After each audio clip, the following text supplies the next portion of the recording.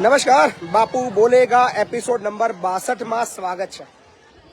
ચિત્રો કંઈક જુદા દેખાઈ રહ્યા છે તમને, પણ જગ્યા આપણી એની જ છે। હાલ આપણે આપણા સંકુલે જ છીએ અને આખો એપિસોડ આપણો ચાલવાનો છે, તો બન્યા રહેજો વિડીયોની અંદર। અને ખાસ જે ફોન કોલ્સ છે એ આપણે 15 મિનિટ પછી લઈશું। ત્યાં સુધી ઘણી એક સમસ્યા આવી છે, એ સમસ્યાને આપણે આ ફેસબુક લાઈવની અંદર શરૂઆતમાં લઈ લઈએ। સો ઘણા બધા લોકો આવ્યા છે આપણા સંકુલે। આજે સવારથી જ બહુ ગીર્દી છે। રોજ મેં જેમ કહ્યું કે 1000 લોકો વિઝિટરો આપણા સંકુલે આવી રહ્યા છે। અપીલ કરતા લોકો આવી રહ્યા છે, કોઈ ન્યાયની અપેક્ષા લઈને આવી રહ્યા છે, કોઈ રજૂઆત કરતા આવી રહ્યા છે। સો અત્યારે હાલત સંકુલ એકદમ ફૂલ છે અને અત્યારે જમવાનું બધા બહુ લોકોનું અત્યારે લગભગ ઓલમોસ્ટ 1000 લોકોનું જમવાનું બન્યું બીકોઝ ઓફ 600 જેવા આપણા બાળકોને બહુ બધી ભીડ, બહુ બધી બહેનો આવી છે। ક્યાંથી આવી છે, કયા બાબતમાં છે, હજી કોઈ ડિસ્કસ નથી થઈ, પણ બાપુ બોલેગા એપિસોડની શરૂઆત આપણે અહીંયાથી કરીએ છીએ અને આ 10 થી 15 મિનિટનો લાઈવ લીધા બાદ આપણે 45 મિનિટ બાકી લોકો સાથે આપણે ચર્ચા કરશું। તો વિડીયોને શેર કરવાનું શરૂ કરો અને બધા જ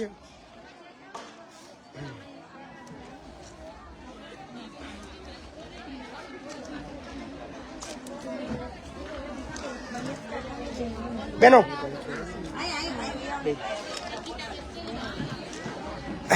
કઈથી આવ્યા છો બધા?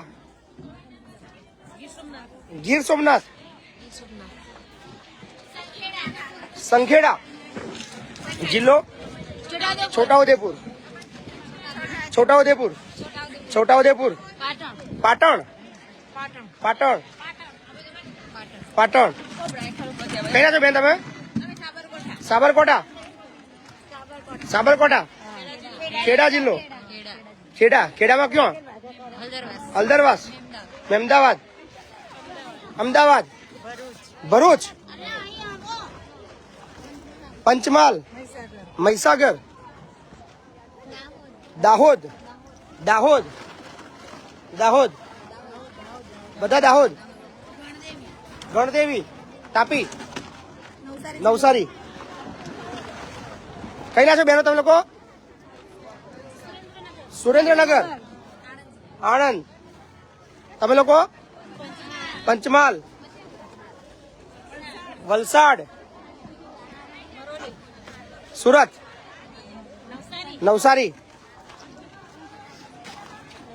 નવસારી। સો અલગ અલગ જિલ્લાના છે અને બધાના આવ્યા છે। બેજા બધા। સો બહુ બધી બહેનો આવી છે ને વિડીયોને ખૂબ શેર કરજો। પહેલા આપણે એમનું પતાવી લઈએ, પછી આપણે આપણા ફોન કોલ્સ શરૂ કરશું। કોણ વાત કરશે? તમે જ વાત કરશો? ચલો આइए બેન ફટાફટ।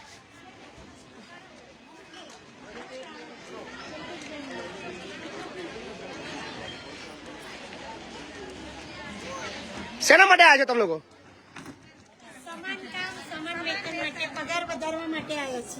પગાર વધારવા માટે? સમાન કામ સમાન વેતન। કેટલો વેતન આપે છે અત્યારે તમને? 7500 આપે છે, એમાંથી 150 કાપે છે। તમારું કામ શું છે?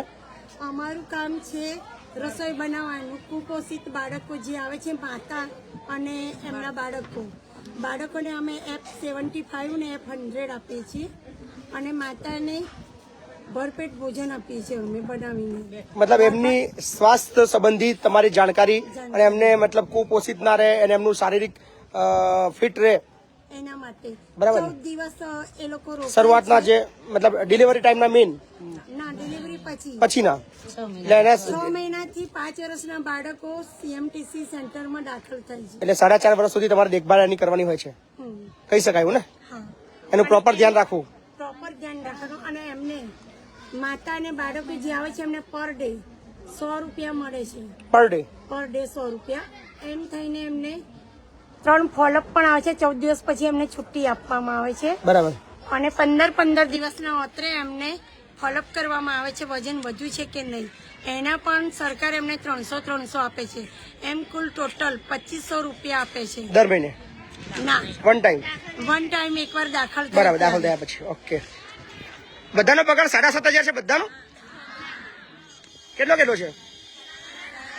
7.5? 5% સખી મંડળ વાળા વહીવટ કરવાના કાપી લે છે. આ બધા જ લોકો જે દેખાઈ રહ્યા છે ચહેરા, એમનો સરકારી ધારા ધોરણથી પણ નીચે કામ. આમનું કેટલા કલાક કામ કરો તમે લોકો? 8 કલાક, 10 કલાક પણ થઈ જાય છે, 12 કલાક પણ થઈ જાય છે. સરકારી મિટિંગો બોલાવે તમને? એમને સરકારી કાર્યક્રમ તમને જવાનું હોય? નહીં બોલાવતા? તમારે ફરવાનું બધે? અચ્છા, બેસી જવાનું. શું વાંચવાનું બેન?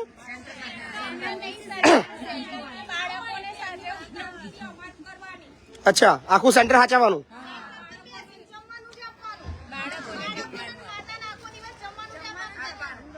બાળકોને માતાને ખાલી ખવડાય જ કરવાનું. તમારે સહેજ ભૂખ લાગે તો તમારે ખવડાવી દેવાનું.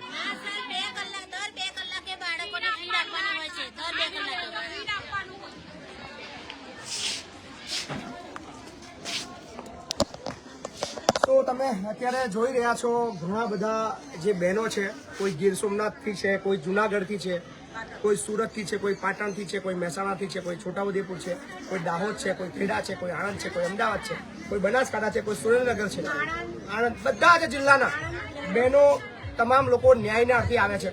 અને એક શરમજનક દ્રશ્યો મારે ના બોલવું જોઈએ છતાં પણ બોલવું પડી રહ્યું છે કે 7,500 રૂપિયાની અંદર આ બહેનો કઈ રીતે એમનું ઘર ચલાવતી હશે, કઈ રીતે કામ કરતી હશે, એક સવાલ થઈ રહ્યો છે.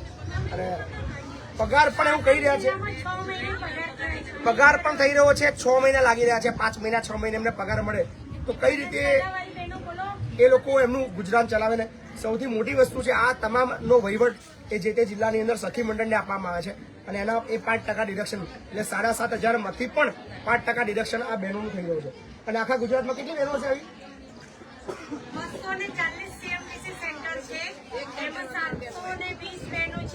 720 આખા ગુજરાતમાં. આખા ગુજરાતમાં 720 આવી બહેનો છે જે પીડિત છે, જે પોતે કુપોષિત કહી શકાય. કારણ કે એમનું કામ છે ગુજરાતને કુપોષિત મુક્ત બનાવવું. જે બાળક છે એનું ધ્યાન રાખવું, બાળકની માતાનું ધ્યાન રાખવું, પણ એ લોકોનું ધ્યાન રાખવા વાળાનું કોણ ધ્યાન રાખશે એવો કોઈ પરિપત્ર, કોઈ જીઆર સરકાર હજી સુધી નથી કરી રહી, જે ખૂબ જ દુઃખદ છે. પણ થોડા દિવસ પહેલા બી આની મેં રજૂઆત કરી હતી, પણ આજ સુધી એની અંદર કોઈ પોઝિટિવ રિસ્પોન્સ મને નથી મળ્યો. પણ હવે ના છૂટકે દુઃખ સાથે મારે લીગલ ફોર્મેટની અંદર હવે એઝ અ લોયર તરીકે આ લોકોના લીગલ કેસ લડવાના થઈ રહ્યા છે એવું દેખાઈ રહ્યું છે. અને આજે મેં નક્કી કર્યું છે કે કદાચ હજી પણ હું 3 દિવસ આપી રહ્યો છું સરકારને કે આ લોકો માટે મિનિમમ વેતન ધારા હેઠળ લાગુ કરીને અમને 11-12 હજાર બી જો સેલેરી મળે તો કદાચ એમનું ઘર સારી રીતે ચાલે એવું સ્વીકાર લે. 3 દિવસ હજી પણ હું આપવા તૈયાર છું. આજે બુધવાર છે, ગુરુવાર, શુક્રવાર, શનિવાર, રવિવારે ન છૂટકે હું આજે જ બધાના ડોક્યુમેન્ટેશન કરી લેવાનો છું. ભલે આખો દિવસ એ રોકાય, સવારથી લોકો આવ્યા છે, જમવાનું બી આપણે અહીંયા ત્યાં બનાવ્યું છે અને જરૂર પડશે તો રાત્રે બી અહીંયા ભોજન કરાવશું. પણ ડોક્યુમેન્ટેશન તમામ તૈયાર કરીને કદાચ મારે જે કામ નથી કરવું કે કોર્ટના રાહે અને સરકારને પણ કદાચ શરમ આવશે આ બધું જે હું કરીશ, તો આશા રાખું છું કે 3 દિવસની અંદર વાટાઘાટો કરીને અમને મિનિમમ વેતનના ધારા હેઠળ લાવી દે અને એમનો પગાર જે 6 મહિને 5 મહિને થઈ રહ્યો છે એ બંધ કરીને દર મહિને 1 થી 10 ની અંદર આવે તો એ લોકોનું પણ ગુજરાન ચાલે. અને તમે આશા રાખતા હોય છો કે સરકારી વિભાગની અંદર જેટલા બી આવા લોકો છે જે ઈમાનદારીથી કામ નથી કરતા તો કઈ રીતે કામ કરે? કદાચ નાનું મોટું ખોટું કરતા હોય તો કયો એવો વ્યક્તિ છે જે 7,500 પોતાનું ઘર ચલાવી શકે? નહીં મળે. સરકારે વિચારવાનું રહ્યું કે સરકાર ઈમાનદારી દાખવીને આ લોકોનું ઘર ચાલે, એટલીસ્ટ મિનિમમ વેતનનો ધારો લાગુ પડીને આ લોકોને આપે. નહીતર હવે એક માત્ર રસ્તો રહ્યો છે દરેક જિલ્લાની કોર્ટની અંદર સરકારને લાવવી, સરકારને એની જવાબદારીનું ભાન કરાવવું, સરકારને વિચારવા પર મજબૂર કરવી અને સરકારને સંવેદનશીલ બનાવવા માટે મજબૂર કરવી હવે મારું કામ છે. એટલે આજથી જ હું ઓફિશિયલી આ તમામ બહેનો માટે એઝ અ લીગલ લોયર તરીકે લડવાની શરૂઆત કરી રહ્યો છું. અને જ્યાં સુધી આ લોકોને ન્યાય નહીં મળે ત્યાં સુધી કોર્ટ રાહે, સાથે જરૂર પડે આંદોલનના રાહે પણ લડવાની બાંયધરી આપું છું. બરાબર બહેનો? તો હજી પણ સરકાર પાસે 3 દિવસ છે. કદાચ જે બીજા વકીલ મિત્રો કરતા હોય છે પણ એમાં મારું કામ થોડું અલગ ટાઈપનું છે. એટલે આશા રાખું છું કે સરકાર કદાચ 3 દિવસની અંદર પોઝિટિવ નિર્ણય લઈને મને પિટિશન દાખલ કરતા રોકી શકે છે સોમવાર સુધીમાં.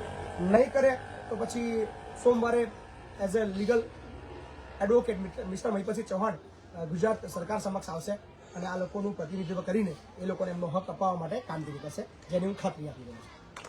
જ્યારે મારા બારણે આવ્યા છે તો મારી ફરજ બને છે એઝ અ લોયર તરીકે, સોશિયલ એક્ટિવિસ્ટ તો છોડ દો, પણ એઝ અ વકીલ તરીકે મારી ફરજ બને છે કે મારા બારણે કોઈ પણ વ્યક્તિ ન્યાય માંગવા માટે આવે છે અને કોઈ રજૂઆત કરે છે અને જવાબદારી સોંપે છે કે મહિપતસિંહ અમે તમને એઝ અ લોયર તરીકે રોકવા માંગીએ છીએ, શું તમે અમારો કેસ લડશો?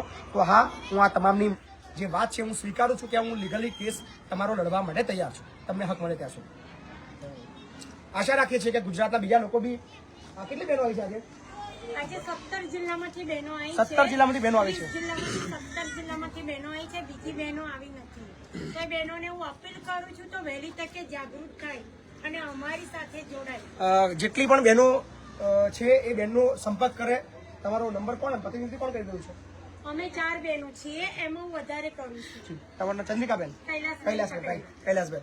તો કૈલાસબેનનો સંપર્ક કરી લેજો અને તમારા ડોક્યુમેન્ટેશન જે બેન વાત કરે એ આપી દેજો, જેથી કરીને વહેલી તકે આપણે લીગલી કાર્યવાહી આપણે આ કેસની અંદર આપણે કરી શકીએ.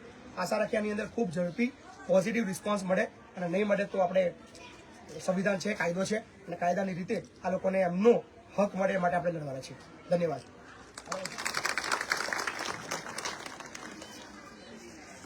વિશાલ.